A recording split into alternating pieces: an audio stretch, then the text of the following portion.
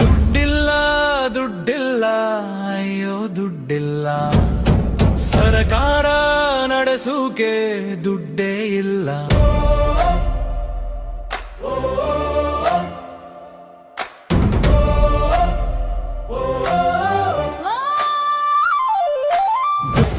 ರೋಡುಗಳ ಮಾಡಬೇಕು, ಗುಂಡಿ ಮುಚ್ಚಬೇಕು, ಕರೆಂಟ್ ಹಾಕ್ಬೇಕು, ಬ್ಯಾಂಕು ಖಾಲಿಯಾಗಿದೆ, ಯೋಜನೆಗಳು ನಿಂತಿವೆ, ಗ್ಯಾರಂಟಿ ಕಷ್ಟ.